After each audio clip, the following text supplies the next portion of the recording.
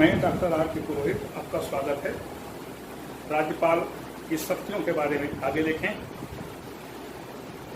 यदि राष्ट्रपति को राज्यपाल के प्रतिवेदन के आधार पर अथवा अन्य स्रोतों से प्राप्त जानकारी के अनुसार यह आभास हो जाए कि किसी प्रांत का शासन संवैधानिक उपबंधों के अनुसार नहीं चल रहा है, तो राष्ट्रपति उस प्रांत में संवैधानिक संकट की घोषणा कर सकता है। इस संवैधानिक संकट की घोषणा होते ही मंत्रिमंडल भंग हो जाता है, विधानसभा को स्थगित कर दिया जाता है और पूरी शक्तियां राज्यपाल के हाथ में केंद्रित हो जाती हैं। राज्यपाल राष्ट्रपति से निर्देश और आदेश प्राप्त कर पूरे प्रांत का शासन संचालित करता है, वह वास्तविक शासक के रूप में काम करता है। तो संवैधानिक संकट के समय राज्यपाल एक शक्तिशाली शासक के रूप में काम करता है। अभी तक पूरे भारत में सैकड़ों बार विभिन्न प्रांतों में संवैधानिक संकट की घोषणा की जा चुकी है और इस संवैधानिक संकटों के समय राज्यपालों ने केंद्र सरकार की एजेंट के रूप में काम किया है। ये राज्यपाल की शक्तियां हैं। मतलब राज्यपाल को विधायी, कार्यपालिक, वित्तीय, न्यायिक और संकट काल में विभिन्न प्रकार की शक्तियों से राज्यपाल को युक्त किया गया है और राज्यपाल प्रायः सामान्य परिस्थितियों में इन शक्तियों का प्रयोग नहीं करता। वो जो भी करता है राज्य मंत्री परिषद और मुख्यमंत्री के परामर्श पर काम करता है। जिस प्रकार से केंद्र में राष्ट्रपति नाम मात्र का शासक है, वह प्रायः प्रत्येक कार्य मंत्री परिषद के परामर्श पर करता है, ठीक इसी प्रकार से प्रांतों में भी राज्यपाल प्रांतीय मंत्री परिषद के परामर्श पर अपने कार्यों का संपादन करता है। राज्यपाल के नाम से पूरे प्रांत का शासन चलाया जाता है, लेकिन वह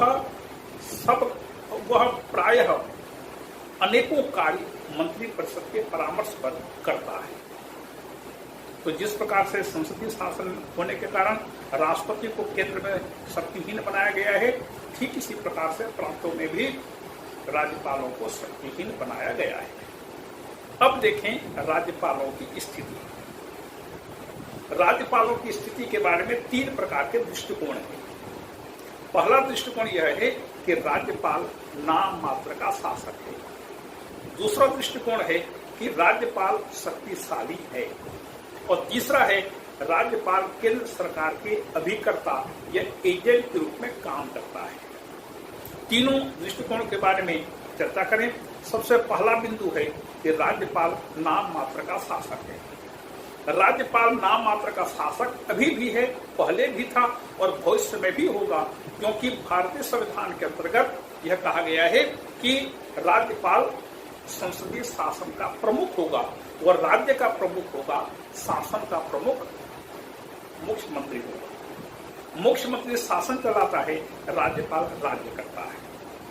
तो राज्यपाल नाम मात्र का शासक है। प्रायः यह देखा गया है कि यदि केंद्र में जिस दल की सरकार है, कार्यरत है, उसी दल की सरकार यदि किसी प्रांत में भी चल रही है, मतलब केंद्र और प्रांतों में समान राजनीतिक दल की सरकार यदि चल रही है, तो वहां पर राज्यपाल नाम मात्र के शासक के रूप में काम करता है।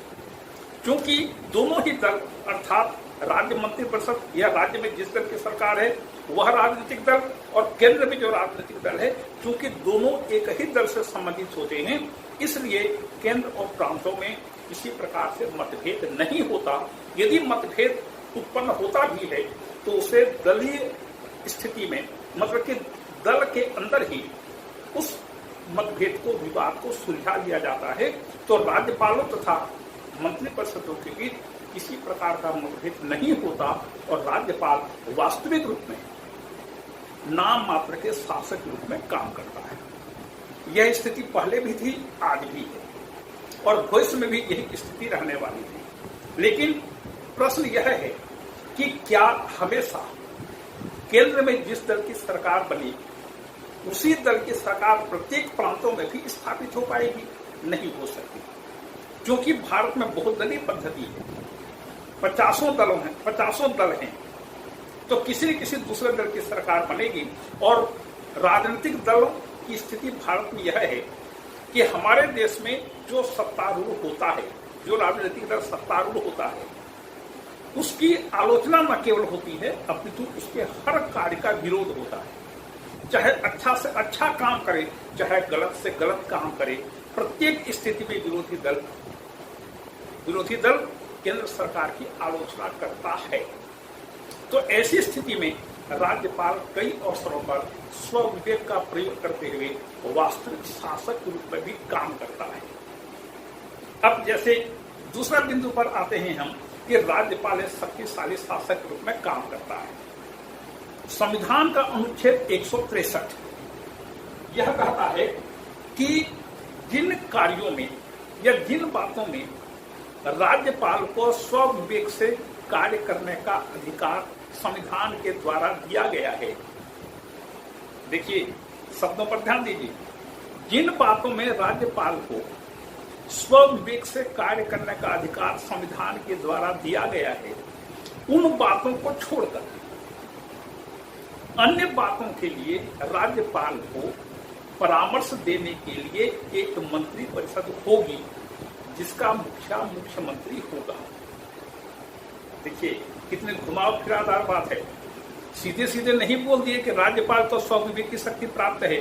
स्वविवेक की शक्ति का मतलब अपनी मर्जी से, अपनी इच्छा से काम करना, अपनी इच्छा से निर्णय लेना, उसको स्वविवेक की शक्ति कहते हैं। तो संविधान कहीं पर भी यह नहीं कहता कि राज्यपाल को यह शक्ति स्वविवेक के आधार पर प्रयोग करने का अधिकार, कहीं नहीं कहता। लेकिन कुछ ऐसी स्थिति आ सकती है कि राज्यपाल को स्वविवेक का प्रयोग करने का अवसर मिले, तो उन चीजों को छोड़ करके राज्यपाल जिन शक्तियों का प्रयोग स्वविवेक से करेगा, उसको छोड़ करके अन्य बातों के लिए राज्यपाल को परामर्श देने के लिए एक मंत्री परिषद होगी, जिसका मुखिया मुख्यमंत्री होगा। मतलब फिर आगे कहा गया है कि कौन सा काम स्वविवेक से करना है और कौन सा काम मुख्यमंत्री के परामर्श पर करना है, इसको संविधान परिभाषित नहीं करता। मतलब यह हुआ कि राज्यपाल ही स्वयं यह तय करेगा कि कौन से काम में उसे मुख्यमंत्री की सलाह लेनी है और कौन से काम को अपनी मर्जी से करनी है। और देखिए इतना मिर्च मसाला सब डाला जा रहा है राज्यपाल को शक्तिशाली बनाने के लिए, घुमाव फिराव करके। चीज वही है कि राज्यपाल को हमको शक्तिशाली बनाना है। क्यों? क्योंकि केंद्र सरकार राज्यपाल के माध्यम से प्रांत पर प्रांतीय शासन पर नियंत्रण स्थापित कर सके, यही एकमात्र उद्देश्य है। फिर राज्यपाल के फिर आगे कहा गया है कि यदि मान लीजिए किसी शक्ति का प्रयोग राज्यपाल स्वविवेक से करता है, तो आप उसको कोर्ट में चैलेंज नहीं कर सकते कि अमुक काम को राज्यपाल को स्वविवेक से नहीं करना चाहिए था या करना चाहिए था। मतलब पूरा मसाला तैयार है राज्यपाल को शक्तिशाली बनाने का, ताकि केंद्र सरकार राज्यपालों के माध्यम से प्रांतीय शासन पर पूरा नियंत्रण स्थापित करके काम कर सके। तो राज्यपाल स्वविवेक से खुद सोचता है कि कौन से काम को मैं स्वविवेक से करूंगा और कौन से काम के लिए मैं मुख्यमंत्री के परामर्श की अपेक्षा करूंगा। यह राज्यपाल स्वयं तय करता है, उसे कोई और नहीं बोलता। और स्वयं तय करता है, इसका मतलब हुआ कि राज्यपाल को स्वतंत्र पदाधिकारी तो नहीं है, वह राष्ट्रपति के द्वारा नियुक्त है। तो वह जो भी काम करता है राष्ट्रपति के निर्देश और आदेश के अनुसार करता है, और राष्ट्रपति वही काम करता है जैसा उसका मुख्यमंत्री, जैसा उसका मंत्रिपरिषद और प्रधानमंत्री परामर्श देता है। तो राज्यपाल यहाँ पर शक्तिशाली शासक के रूप में काम करना शुरू कर देता है, क्योंकि उसे कुछ स्वविवेक की शक्तियां दी गई। समझ लीजिए कि राज्यपाल को जितने स्वविवेक से काम करने की शक्ति संविधान देता है, उतना शक्ति राष्ट्रपति को नहीं है, लेकिन राज्यपालों को है। तो देखें कौन कौन सी शक्तियों का प्रयोग राज्यपाल स्वविवेक से कर सकता है।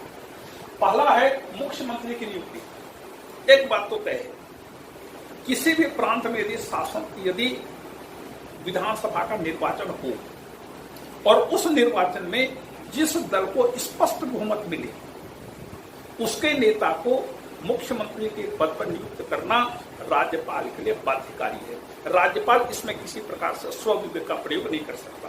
बिल्कुल तय है कि जिस किसी को भी स्पष्ट बहुमत विधानसभा के निर्वाचन में प्राप्त हुआ हो उसके नेता को राज्यपाल मुख्यमंत्री के पद पर नियुक्त करेगा, हर परिस्थिति में करेगा, वह इनकार नहीं कर सकता। अब आप कहेंगे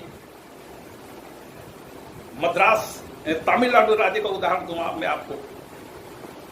तमिलनाडु में चुनाव हुए और इस चुनाव में जयललिता के एडीएमके को जयललिता को निर्वाचन आयोग ने 2 वर्षों के लिए चुनाव से अलग कर दिया था, चुनाव का अयोग्य मान लिया था।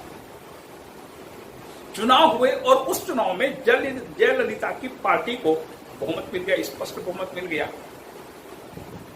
एडीएमके ने मतलब अन्ना द्रविड़ मुनेत्र कड़गम, तमिलनाडु में 2 प्रमुख दल हैं।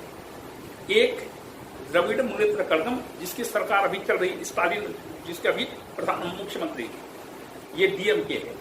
और दूसरा है एडीएमके, अन्ना द्रविड़ मुनेत्र कड़गम। ये अन्ना की क्या बात हुई? एक मुख्यमंत्री थे अन्ना दुराई, वो डीएमके के संस्थापक थे। जब अन्ना दुराई की मृत्यु हुई तो उत्तराधिकार का संघर्ष हुआ, दल का विभाजन हुआ। राजनीतिक दलों का विभाजन भारत में बिल्कुल आम बात है। भारत में एक भी ऐसा दल नहीं है, एक आध 2 को छोड़कर, जिसमें विभाजन न हुआ हो। हर दल में विभाजन हुआ है और कुछ दलों में तो 10 बार विभाजन हो चुका है। तो तमिलनाडु में दल का विभाजन हुआ और दल का विभाजन में एक को कहा गया डीएमके द्रविड़ मुनेत्र कड़गम और दूसरों को कहा गया अन्ना डीएमके अन्ना द्रविड़ मुनेत्र कड़गम। डीएमके के नेता थे करुणानिधि और अन्ना डीएमके के नेता थे जयललिता। तो जयललिता को जब चूंकि चुनाव से बाहर कर दिया गया था इसलिए जयललिता चुनाव लड़ नहीं पाई। जब नहीं लड़ पाई, इधर अन्ना डीएमके को एडीएमके को तमिलनाडु के चुनाव में स्पष्ट बहुमत मिल गया, तो एडीएमके ने जयललिता को ही अपने बहुमत दल का नेता निर्वाचित कर दिया। देखिए, जो व्यक्ति चुनाव से अयोग्य है उस व्यक्ति को एडीएमके ने अपना बहुमत दल का नेता निर्वाचित कर दिया। उसमें जयललिता एडीएमके की विधानसभा के सदस्य नहीं थी या किसी सदन के सदस्य नहीं थी, लेकिन एडीएमके ने अपने नेता को जयललिता के रूप में निर्वाचित कर दिया। मामला पहुंचा राज्यपाल के पास। राज्यपाल ने जयललिता को मुख्यमंत्री के पद पर नियुक्त कर दिया और उसमें राज्यपाल कौन थी? फातिमा बीबी। फातिमा बीबी जो इसके पहले सर्वोच्च न्यायालय में न्यायाधीश नहीं और सर्वोच्च न्यायालय के न्यायाधीश के पद से सेवानिवृत्त होने के बाद तमिलनाडु के राज्यपाल नियुक्त की गई। तो सर्वोच्च न्यायालय के न्यायाधीश के पद पर रहने के बावजूद भी फातिमा बीबी ने जयललिता को, जो कुछ चुनाव के अयोग्य थी, उनको उन्होंने मुख्यमंत्री के पद पर नियुक्त कर दिया। मामला पहुंचा सर्वोच्च न्यायालय में। सर्वोच्च न्यायालय ने इस बात पर हैरानी जताई कि जो राज्यपाल अभी तमिलनाडु में कार्यरत है वह सर्वोच्च न्यायालय का न्यायाधीश रह चुकी हैं और वह इस प्रकार की गलती कर रही है, क्योंकि जयललिता किसी भी हालत में विधानसभा का सदस्य बन ही नहीं सकती और फिर उनको आपने मुख्यमंत्री के पद नियुक्त कर दिया। लेकिन नियुक्त किया, आखिरकार सर्वोच्च न्यायालय ने इस नियुक्ति को निरस्त किया, दूसरे व्यक्ति को मुख्यमंत्री बनाया गया। इस प्रकार से राज्यपाल को स्पष्ट बहुमत प्राप्त दल के नेता को मुख्यमंत्री के पद पर नियुक्त करने के लिए बाध्य है। इसमें वह उसके पास कोई दूसरा विकल्प नहीं है। लेकिन यदि किसी भी एक दल को सदन में स्पष्ट बहुमत न मिला हो तब राज्यपाल स्व विवेक से निर्णय लेता है और उसके स्व विवेक को आप चैलेंज नहीं कर सकते। चैलेंज करेंगे भी तो क्या होगा? सर्वोच्च न्यायालय बोल देगा गलत हुआ, ठीक है, दूसरे व्यक्ति पर नियुक्त करेंगे। तो राज्यपाल स्व विवेक का प्रयोग करके मुख्यमंत्री को नियुक्त करता है और इस माने में राज्यपालों ने अभी तक बहुत ज्यादा ऐसे लोगों को नियुक्त किया है जो सर्वाधिक विवादास्पद रहे हैं।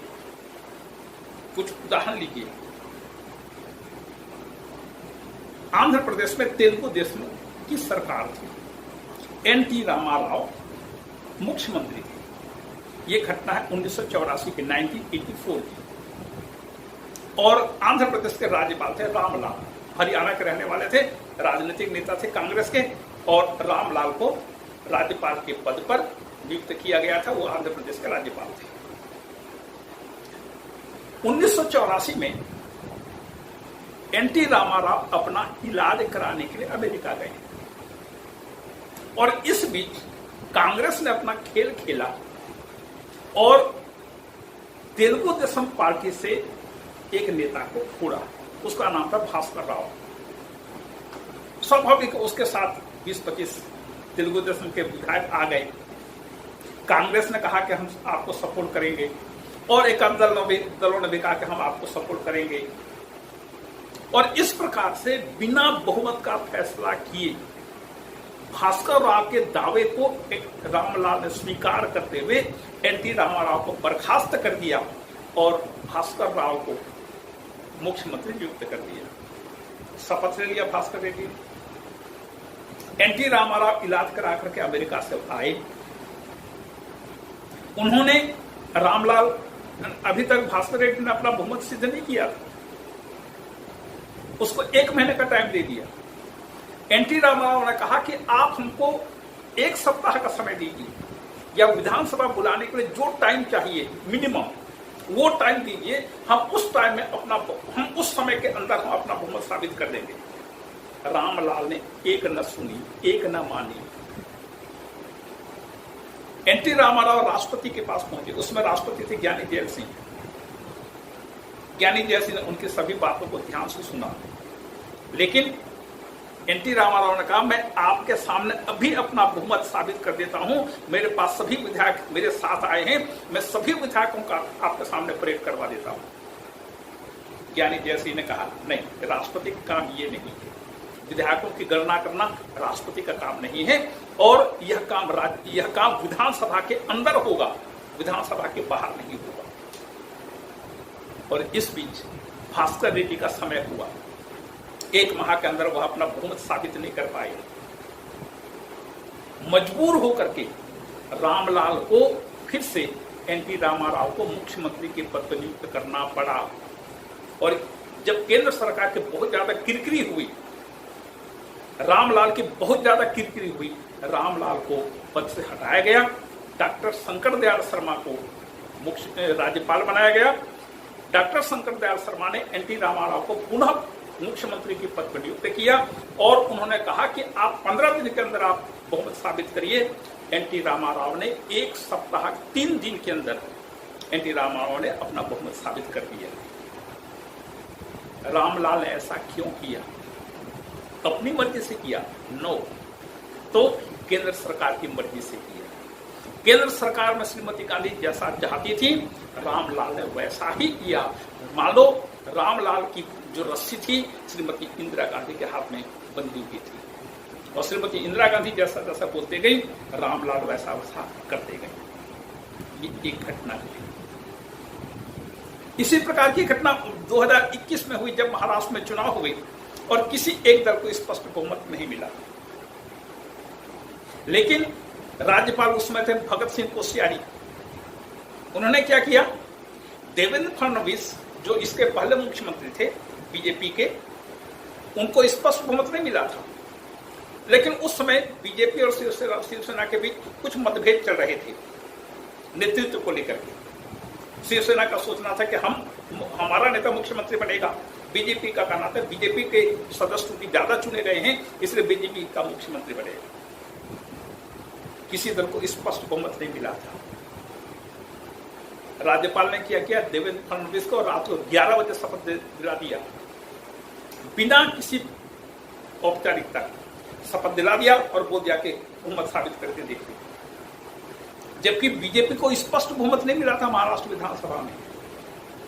मामला पहुंचा सर्वोच्च न्यायालय में, सर्वोच्च न्यायालय ने को उस आदेश को अवैध घोषित कर दिया और फिर उद्धव ठाकरे को मुख्यमंत्री के पद पर नियुक्त किया गया, क्योंकि उद्धव ठाकरे ने अन्य दलों के साथ मिलकर के, कांग्रेस, एनसीपी आदि के साथ मिलकर के उन्होंने अपना बहुमत साबित कर दिया था। तो ऐसा क्यों करते हैं राज्यपाल? राज्यपाल अपनी मर्जी से ऐसा नहीं करते, उन्हें केंद्र में जो सरकार है वह राज्यपालों को वैसा करने के लिए बाध्य करती है। और हमारे देश में पद का प्रलोभन तो होता ही है। हमारे देश में राज्यपाल हर गलत काम करते हैं, लेकिन क्यों पद बना रहे हैं? राज्यपाल को जो सुविधाएं प्राप्त होती हैं वो सब सुविधाएं का उपभोग करने के लिए राज्यपाल गलत काम ही करते हैं, कानून के विरुद्ध, संविधान के विरुद्ध जाकर भी काम करते हैं। भले ही जग हंसाई हो, क्या फर्क पड़ता है? राजनीति में वही लोग होते हैं जो इस प्रकार की चीजों की कोई चिंता नहीं करते। जो जितना बदनाम होता है राजनीति में वह उतना ज्यादा लोकप्रिय हो जाता है। केवल एक ही उद्देश्य है, केंद्र खुश रहे, मुगाम्बो यदि खुश रहे, बाकी आप कुछ भी कर लीजिए, आपके 100 खून माफ है। इसी प्रकार से रोमेश भंडारी ने काम किया था। 1998 की बात है। रोमेश भंडारी ने कल्याण सिंह को बर्खास्त कर दिया। बस बीजेपी के 2-4 लोग अलग हो गए कल्याण सिंह की सरकार से। कांग्रेस ने सपोर्ट किया और भी समाजवादी दल ने सपोर्ट किया, बीएसपी ने सपोर्ट कर दिया। बोल दिया कि जगदम्बिका पाल को 11 बजे रात को शपथ दिला दिया, कल्याण सिंह को बहुमत को सिद्ध करने का मौका ही नहीं दिया रोमेश भंडारी ने। क्या हुआ? जगदम्बिका पाल की नियुक्ति को अवैध घोषित किया न्यायालय ने और कल्याण सिंह को फिर से मुख्यमंत्री के पद पर नियुक्त किया गया। रोमेश भंडारी ने भी ऐसा क्यों किया? केवल पद बना रहे, इसलिए उन्होंने केंद्र सरकार के गलत आदेशों का, निर्देशों का पालन किया। तो हमारे देश में पद का प्रलोभन इतना ज्यादा है, यह माना जाता है कि शेर तब तक अन्य प्राणियों का शिकार करता है जब तक उसे अन्य प्राणी मिलते रहते हैं, लेकिन यदि उसने कभी भी मनुष्य का शिकार कर लिया तो उसके बाद वह आदमखोर हो जाता है। क्यों? क्योंकि यह माना जाता है कि अन्य प्राणियों की तुलना में मनुष्य का खून शेर को बहुत मीठा लगता है, इसलिए तब एक बार खा लेने के बाद, मनुष्य का शिकार कर लेने के बाद वह शेर नरभक्षी हो जाता है, आदमखोर हो जाता है। फिर वह किसी अन्य प्राणी का शिकार नहीं करता, केवल मनुष्य का ही शिकार करता है। ठीक इसी प्रकार से यह सत्ता का सुख, सत्ता का स्वाद एक बार जिसने चख लिया, फिर वह जब तक मृत्यु न हो जाए, जब तक सांस चल रही है, तब तक वह उसी पद पर बना रहना चाहता है। इतना उसका प्रलोभन बढ़ जाता है उसके मन में कि वह सत्ता नहीं छोड़ता किसी भी हालत में। आप उसको कुछ भी कर दीजिए, बस सत्ता चाहिए, कुर्सी चाहिए। ये हमारे देश की मानसिकता है। और तो मुख्यमंत्री की नियुक्ति के बारे में अभी तक बहुत गलत घटनाएं घटी हैं। इसे स्वस्थ प्रजातंत्र का प्रतीक नहीं माना जा सकता। यह प्रजातंत्र का सबसे बड़ा दुर्गुण भारत में मुख्यमंत्री की नियुक्ति के रूप में देखा जा सकता है, जिसमें राज्यपालों ने अपनी शक्तियों का सर्वाधिक दुरुपयोग किया। फिर मंत्रिपरिषद को भंग करना। यदि मान लीजिए मंत्रिपरिषद केंद्र के निर्देशों का अच्छी तरह से पालन नहीं कर रहा, या राज्यपाल को पूरी तरह से विश्वास हो जाए कि मंत्रिमंडल ने अपना बहुमत खो दिया है, राज्यपाल ऐसे मंत्रिपरिषद से, मुख्यमंत्री से अपना बहुमत स्थापित करने को कहेगा, लेकिन मान लीजिए मुख्यमंत्री विधानसभा की न तो बैठक बुलाता है, न ही विश्वास मत हासिल करता है, तब राज्यपाल ऐसे मंत्रिपरिषद को, मुख्यमंत्री को भंग कर सकता है। इसी प्रकार से विधानसभा को भंग करना, विधानसभा का अधिवेशन बुलाना, विधानसभा को भंग करने का अधिकार भी राज्यपाल को है।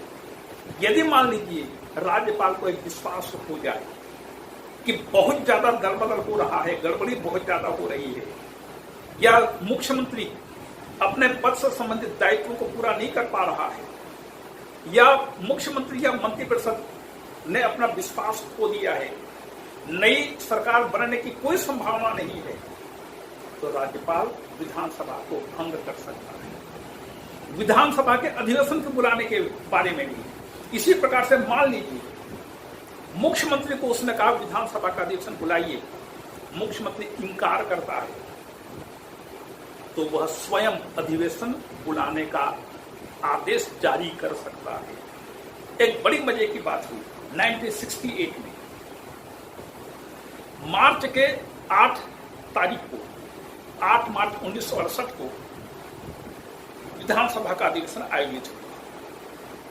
उसमें स्पीकर ने 8 तारीख का जब अधिवेशन शुरू हुआ, 8 मार्च का जब अधिवेशन शुरू हुआ, उसके अधिवेशन शुरू हुआ 1-2 घंटे के बाद उसने विधानसभा के अधिवेशन को 2 महीने के लिए स्थगित कर दिया। सत्रावसान नहीं किया, स्थगित कर दिया 2 महीने के लिए। मतलब क्या था स्पीकर का? स्पीकर का उद्देश्य था कि पूरे प्रशासनिक व्यवस्था को ठप कर दिया जाए, क्योंकि 31 मार्च तक बजट करना अनिवार्य था, बजट पास करना अनिवार्य था। और जब आप 2 महीने के लिए विधानसभा का अधिवेशन स्थगित कर रहे हैं, मतलब कि स्पीकर की सुनियोजित चाल थी कि प्रशासनिक व्यवस्था को पूरा ठप कर दिया जाए। विधानसभा तो स्थगित हो गई, अब क्या करें? राज्यपाल ने अध्यादेश जारी करके बजट को पास कर दिया। अध्यादेश जारी करके राज्यपाल ने बजट को पास कर दिया और विधानसभा का की बैठक उसने बुलाने का समन जारी कर दिया गया। 18 मार्च को विधानसभा का अधिवेशन हुआ और उस अधिवेशन में विधानसभा ने बजट को, जो अध्यादेश के रूप में पारित हुआ था, उस बजट को विधानसभा ने अपनी स्वीकृति दे दी। स्पीकर पहुंचे सर्वोच्च न्यायालय में और सर्वोच्च न्यायालय को उन्होंने ये कहा कि विधानसभा को स्थगित करने का अधिकार स्पीकर का है, राज्यपाल को यह अधिकार नहीं है कि ऐसी स्थगित विधानसभा को बुलाएं। और दूसरी चीज, राज्यपाल बजट को अध्यादेश के द्वारा पारित नहीं कर सकते, उस पर विधानसभा की स्वीकृति आवश्यक है। सर्वोच्च न्यायालय ने पूरे मामलों का अध्ययन किया। अध्ययन करके जो तर्क वितर्क दोनों वकीलों ने जो वहां पर दिए, उसके आधार पर फैसला यह किया कि स्पीकर का निर्णय विधानसभा को स्थगित करने का सर्वथा अवैध था और राज्यपाल के द्वारा अध्यादेश जारी करके बजट पारित करने का निर्णय बिल्कुल सही था, क्योंकि राज्यपाल का दायित्व है संविधान का परिरक्षण करना, संविधान को बचाए रखना, उसका संरक्षण करना। राज्यपाल ऐसे मामलों में आंख बंद करके नहीं बैठ सकता कि विधानसभा बजट पास करेगी, जब विधानसभा का अधिवेशन होगा तब होगा, मेरी जिम्मेदारी नहीं। ऐसा राज्यपाल नहीं कर सकता। राज्यपाल राज्य का प्रमुख होने के नाते इस चीज को जरूर ध्यान में रखेगा कि पूरी प्रशासनिक व्यवस्था, प्रशासनिक मशीनरी बिल्कुल सही और संवैधानिक ढंग से चले।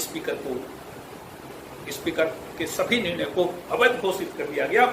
इस प्रकार से देखते हैं कि विशेष परिस्थिति में राज्यपाल जो चाहे सो कर सकता है। तो ये फिर आगे विधेयकों पर स्वीकृति, जहां तक विधेयकों पर स्वीकृति का प्रश्न है, जब कोई विधेयक विधानमंडल से पारित होकर राज्यपाल के पास भेजा जाता है, तो एक पहला विकल्प, राज्यपाल यदि उस पर अपना अनुमति दे देता है, मतलब सिग्नेचर कर देता है, तो विधेयक कानून बनकर लागू हो जाता है। पहली बात। दूसरी बात, यदि राज्यपाल उस विधेयक में कुछ आपत्ति व्यक्त करता है और आपत्ति व्यक्त करते हुए उसे विधानमंडल के पास पुनः भेज देता है। मतलब संविधान की भाषा में इसे वीटो कहते हैं। यदि राज्यपाल किसी विधेयक पर वीटो का प्रयोग करता है तो विधानमंडल, एक सदन है तो, यदि दो सदन है तो दोनों, राज्यपाल द्वारा उठाई गई आपत्तियों पर विचार करते हैं और विचार करके उसको यदि पास कर देते हैं दोबारा, तो राज्यपाल को उस पर हस्ताक्षर करना पड़ता है। राज्यपाल तब अपनी अनुमति रोक नहीं सकता।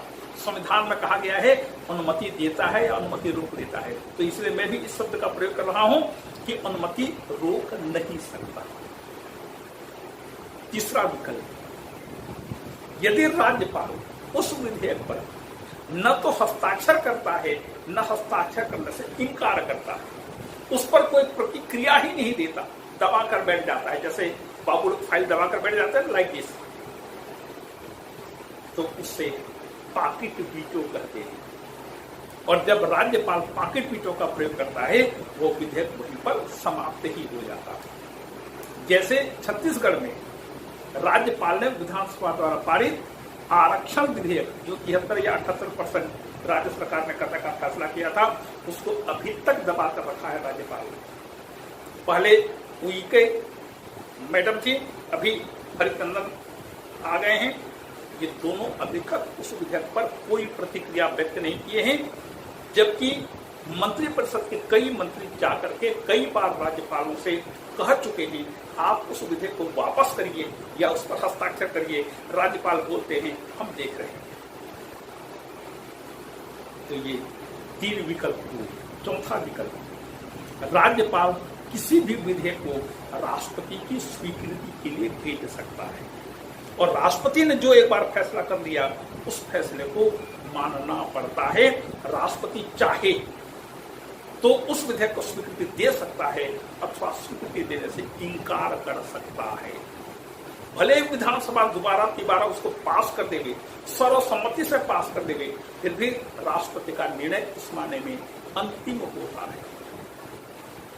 तो विधेयकों पर जो स्वीकृति या इस प्रकार के जो विकल्पों का प्रयोग करना है, इस पर भी राज्यपाल स्वविवेक से निर्णय लेता है। उसका स्वविवेक मतलब केंद्र सरकार को खुश रखना और कुछ नहीं। तो ये इस प्रकार से, चूंकि राज्यपाल अनेक अवसरों पर अपने विवेक का प्रयोग करते हुए निर्णय लेता है, इसलिए राज्यपाल एक शक्तिशाली शासक के रूप में उभर कर हमारे सामने आता है। तीसरा, केंद्र के अभिकर्ता के रूप में। यद्यपि राज्यपाल को केंद्र का एजेंट कहना उचित नहीं है, सर्वोच्च न्यायालय भी बोल चुका है कि राज्यपाल केंद्र का एजेंट नहीं है, लेकिन वह कई ऐसे कार्य करता है जो केंद्र के निर्देशों के अनुसार होता है।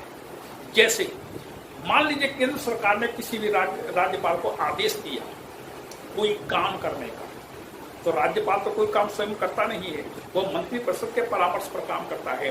तो राज्यपाल मंत्रिपरिषद को, मुख्यमंत्री को कह सकता है अमुक काम कीजिए, केंद्र सरकार का निर्देश है, और राज्यपाल उसकी मॉनिटरिंग करता है और यह देखता है कि मुख्यमंत्री और मंत्रिपरिषद केंद्र के निर्देशों का पालन कर रहे हैं या नहीं कर रहे हैं, और यदि नहीं कर रहे हैं तो मुख्यमंत्री को वह सामने तलब करता है और उससे स्पष्टीकरण मांगता है, उससे चर्चा करता है। फिर भी यदि मुख्यमंत्री न माने तो मंत्रिमंडल को भंग करने के लिए या वह अपना प्रतिवेदन राष्ट्रपति को भेज देता है कि मुख्यमंत्री और मंत्रिपरिषद केंद्र के निर्देशों का पालन नहीं करते। दूसरी चीज, राष्ट्रपति को प्रतिवेदन देना। राज्यपाल समय समय पर प्रांतीय शासन प्रशासन की गतिविधियों के बारे में राष्ट्रपति को प्रतिवेदन सौंपता है। उस प्रतिवेदन के आधार पर यदि राष्ट्रपति को आभास हो जाए कि प्रांतीय शासन संवैधानिक प्रावधानों के अनुसार नहीं चल पा रहा है, तो राष्ट्रपति उस प्रांत में संवैधानिक संकट की घोषणा कर देते हैं। तो राष्ट्रपति को प्रतिवेदन जो देना है राज्यपाल के द्वारा, इसे भी केंद्र सरकार का एक प्रमुख कार्य माना जाता है। और तीसरी चीज, विधेयक, जैसे भी चर्चा हुई, किसी विधेयक को राष्ट्रपति के लिए संदर्भित करना, राष्ट्रपति को संदर्भित करना या राष्ट्रपति के पास स्वीकृति के लिए भेजना। आप कह सकते हैं कि छत्तीसगढ़ में राज्यपाल ने आरक्षण विधेयक को राष्ट्रपति के पास क्यों नहीं भेजा? इसलिए नहीं भेजा क्योंकि सर्वोच्च न्यायालय का इस माने में एक गाइडलाइन है कि आरक्षण 50% से अधिक नहीं किया जा सकता। अभी उसने एक अंतरिम आदेश दिया है कि 58% आरक्षण को लागू किया जाए, अंतरिम आदेश है। जब सर्वोच्च न्यायालय का स्पष्ट गाइडलाइन है तो राष्ट्रपति के पास भेजने का तुक क्या है, औचित्य क्या है?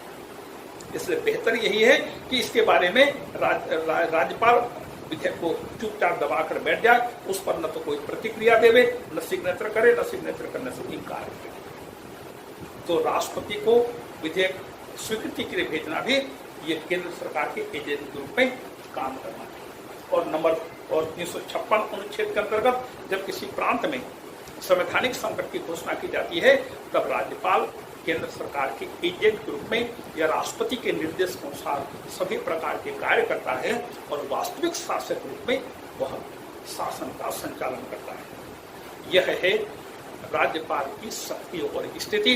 निष्कर्ष रूप में एक बात कहा जा सकता है, एक बात कही जा सकती है कि भारतीय संविधान में जितने भी प्रावधान हैं, इन सभी प्रावधानों में यदि सबसे ज्यादा दुरुपयोग किसी प्रावधान का किया गया, किसी पदाधिकारी का किया गया, तो वह है राज्यपाल। किसने किया? केंद्र सरकार ने किया। इसके उपकरण कौन बने? प्रांतों के राज्यपाल बने। क्यों बने?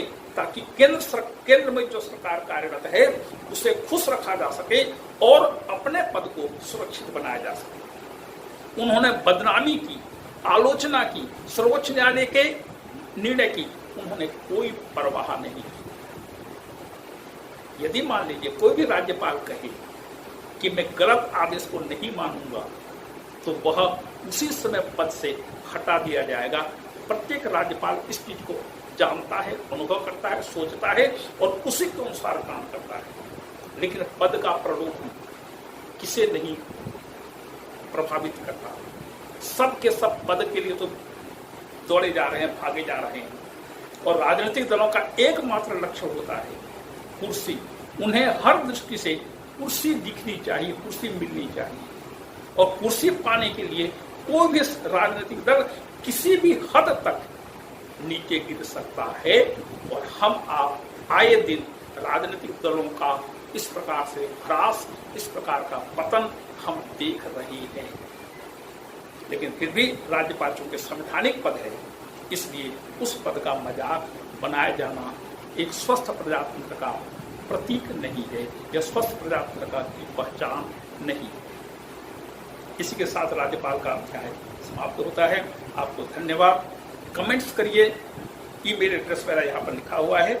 और कमेंट्स करने से क्या होगा कि मान लीजिए कोई बिंदु यदि छूट गया हो, स्पष्ट नहीं हो पाया है, तो उसके बारे में भी कुछ चर्चा आपसे की जा सकती है। आपको पुनः धन्यवाद।